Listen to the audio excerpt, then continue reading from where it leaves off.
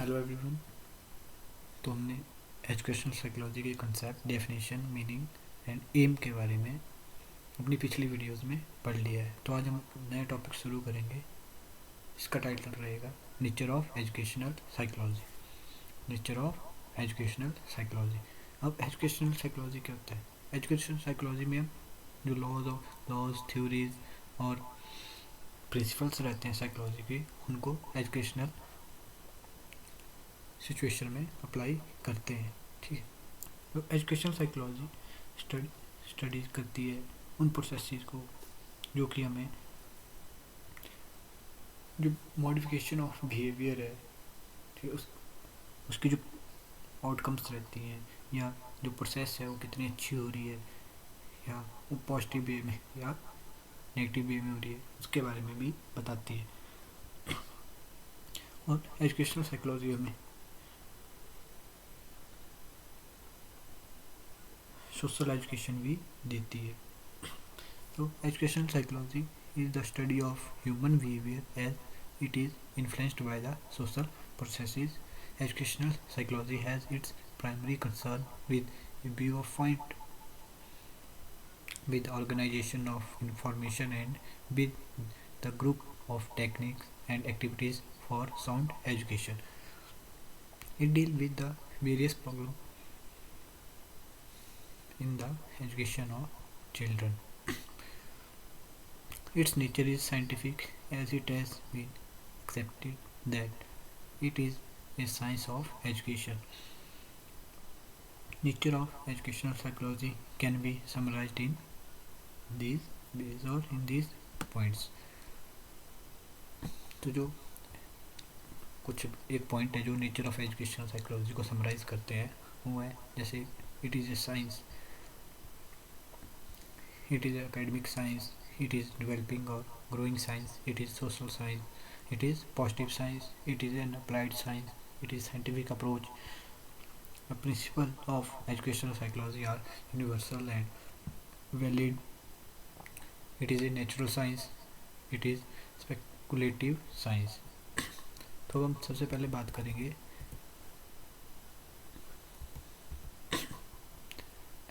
educational psychology is a science as it has developed objective methods of collection of data aimed at understanding, predicting and controlling human behavior.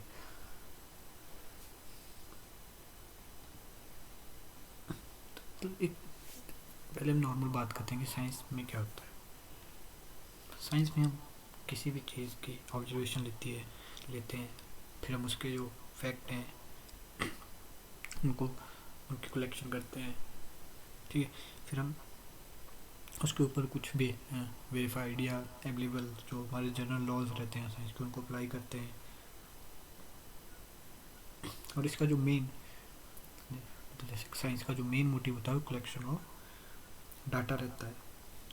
तो उसी की तरह जो educational psychology है इसके भी अपने मेथड्स और ऑब्जेक्टिव्स रहते हैं to collect the collection of data. और educational psychology as a science क्या ये में रखती है कि अंडरस्टैंडिंग ऑफ बिहेवियर, उसका प्रेडिक्शन, क्यों कौन सी सिचुएशन में कैसे काम करेगा या क्या रिएक्शन देगा, और हम उसके बिहेवियर को कंट्रोल कर सकते हैं या नहीं कर सकते हैं। जैसे कोई साइकोलॉजिकली इलनेस होती है तो उसको ट्रीटमेंट के लिए कोई प्रोसेस चलती है तो हम उसकी जो हिस्ट्री केस हिस्ट्री बनाते हैं, वैसे वैसे। तो education psychology is science. Second point आता है हमारे पास educational psychology is positive science. A positive science deal with the fact as they are or as they operate.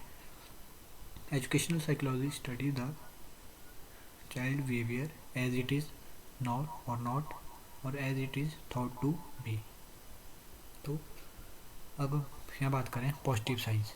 Positive science में क्या होता है कि हम चीज़ों को वैसे ही ऑब्जर्व करते हैं, उनके फैक्ट्स को वैसे ही देखते हैं और उनकी जो ऑब्जर्वेशन की कलेक्शन, तो एक टेबल बनता है या कुछ भी कलेक्शन रहती है उसको वैसे ही रखते हैं जैसे वो चीज़ है, जैसे वो पेयर होती है, जैसे कोई सर्कल है वो सर्कल ही है। ठीक है। हम उसको स्क्वायर या कुछ और चीज़ों में कन्वर्ट करके नहीं रखते हैं, उसको हम ऐसे ही नोट डाउन करेंगे जैसे वो चीज़ है और वो जैसे काम करती है।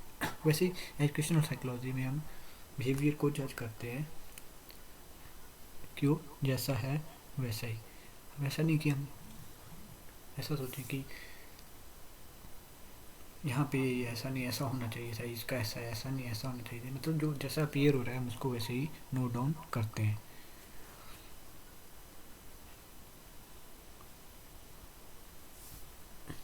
और तीसरा पॉइंट आता है education psychology in the social science like sociology और political sciences. The education psychologist study human being and their sociality. मतलब एजुकेशन एजुकेशन साइकोलॉजी क्या है, जैसे हमने बात की कि एजुकेशन साइकोलॉजी में सोशल एजुकेशन भी देती है। जैसे वो हमारी ग्रुप डायनेमिक्स या ग्रुप डिस्कशन या ग्रुप मीटिंग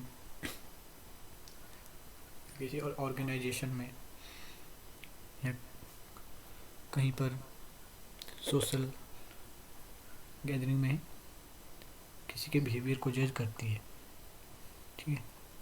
तो इससे ये बताती है कि हम जैसे वेल सोशल बीइंग है, ठीक है, या हमारा जो बिहेवियर है वो एडजस्ट हो पाता है या हम सोशली एडजस्टेबल हैं या नहीं है। फोर्थ पॉइंट आता है हमारे पास education psychology is a growing और डेवलपिंग साइंस। नए नए मेथड्स आते रहते हैं, नई नई टेक्निक्स आती रहती हैं, ठीक है। तो एजुकेशन साइकोलॉजी उनको अडेप्ट करके बिहेवियर को जज करने के लिए यूटिलाइज करती रहती है। It concern with the new and ever new researches. और रिसर्चेज क्या होती है, जैसे हमें कुछ कंक्लूजन या रिजल्ट मिलता है उनको हम, या कोई लॉ या थ्योरी मिलती है जिसको हम एजुकेशनल सिचुएशन में अप्लाई करते हैं। पांचवा पॉइंट आता है educational psychology is academic science. It play the most important role in the teacher training programmes. अब एकेडमिक साइंस कैसे हुआ, तो जो एजुकेशनल साइकोलॉजी वो टीचर ट्रेनिंग प्रोग्राम में एक बहुत इम्पोर्टेंट रोल अदा करती है, जिसमें वो टीचर को new methods of teaching develop करने में हेल्प करती है, करिकुलम में हेल्प करती है, ठीक, और understanding develop understanding to the student, ठीक है, उसमें हेल्प करती है। तो educational psychology is academic science. अब सिक्स पॉइंट आता है हमारे पास एजुकेशन साइकोलॉजी स्पेकुलेटिव साइंस। तो it went through the process like study और study collection of data and then reaches is conclusion. मतलब स्पेकुलेटिव साइंस क्या होगा, इसमें हम कुछ चीज़ के बारे में गेस करेंगे पहले, ठीक है, फिर हम उसकी मतलब स्टडी करेंगे, एक कंप्लीट स्टडी प्रोसेस के थ्रू कुछ डाटा कलेक्ट करेंगे और फिर जाके लास्ट में अपने कंक्लूजन के ऊपर पहुंचेंगे। तो एजुकेशनल साइकोलॉजी में भी हम किसी के बिहेवियर को जज करते हैं, तो जो हमारे पास पहले से ही एग्जिस्टिंग लॉज और थ्योरीज हैं उनके ऊपर, उनके बेसिस के ऊपर बिहेवियर को गैस करते हैं, फिर लास्ट में हम कंक्लूजन पे पहुंचते हैं। सेवंथ पॉइंट आता है educational psychology is natural science. Conduct an investigation, gather data and reaches conclusion in exactly the same manner as biologist and other do। मतलब नेचुरल साइंस है एजुकेशन साइकोलॉजी से, नेचुरल साइंस। हम किसी के भी behaviour को जज करेंगे तो हम पहले थोड़ी इन्वेस्टिगेशन करेंगे, फिर हम उसके बारे में डाटा कलेक्ट करेंगे, फिर हम जाके लास्ट में कंक्लूजन के ऊपर पहुंचेंगे। मतलब जैसे कोई एक्सपेरिमेंट है साइंस में, उसको हम परफॉर्म करेंगे, फिर उसमें हम उसके जो रिजल्ट्स आएंगे या कैलकुलेशन होंगे उनको परफॉर्म करेंगे, फिर लास्ट में जाके हम किसी कंक्लूजन या रिजल्ट के ऊपर पहुंचते हैं। तो एक कंप्लीट सिस्टमेटिकल प्रोसेस रहती है। वैसे ही एजुकेशन साइकोलॉजी में भी किसी का बिहेवियर जज करेंगे तो पहले हम उसकी हिस्ट्री, उसके फैमिली बैकग्राउंड, उसके एक्सपीरियंस के बारे में जज करेंगे, फिर हम एक कुछ पॉइंट नोट आउट करेंगे या टेबल फॉर्म करेंगे और फिर लास्ट में जाके हम एक कंक्लूजन या रिजल्ट के ऊपर पहुंचते हैं। अब बात करते हैं eights point education psychological education psychology principles are valid and universal. The laws of educational psychology are valid and universal. The validity of principle can be tested anywhere.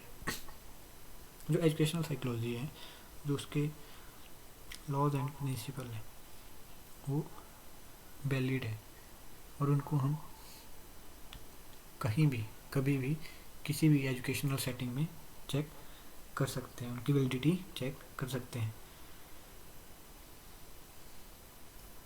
पर वो जो कंडीशन होगी वो कि वो जहाँ पे हम उनको चेक करेंगे, टेस्ट करेंगे, वो एजुकेशनल सेटिंग की हो, क्योंकि एजुकेशनल साइकोलॉजी के जो प्रिंसिपल है उनको चेक कर रहे हैं.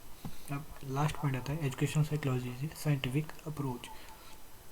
Make the use of scientific method like observation, case history, interviews, experiment.